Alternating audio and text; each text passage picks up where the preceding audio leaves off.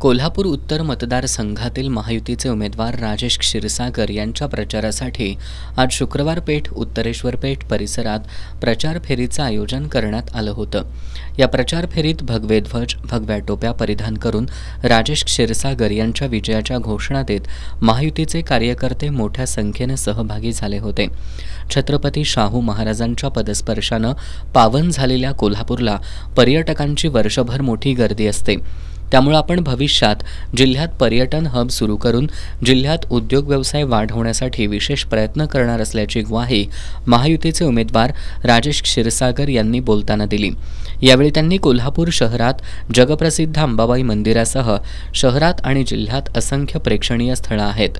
यांचा पर्यटनपूरक विकास केल्यास जिल्ह्यातील पर्यटन वाढेलच, सोबत स्थानिकांच्या व्यापारात वाढ होईल असा विश्वास त्यांनी व्यक्त केला।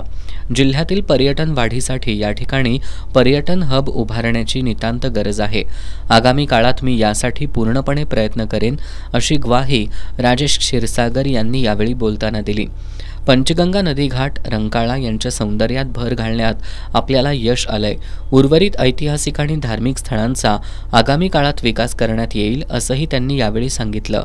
महाराष्ट्रावर काँग्रेसनं तब्बल 50 वर्ष राज्य केलं, पण सर्वसामान्य नागरिकांसाठी काही केलं नाही असा आरोप करत महायुती सरकारनं केवळ 2.5 वर्षात राज्यात विकासाची गंगा आणल्याचं सांगितलं।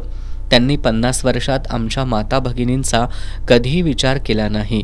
अशा लोकांवर किती विश्वास ठेवायचा हे तुम्हीच ठरवा असं सांगत महायुतीला मोठा मतदार त्यांना विजयी करा असं आवाहन क्षीरसागर यांनी यावेळी केलं।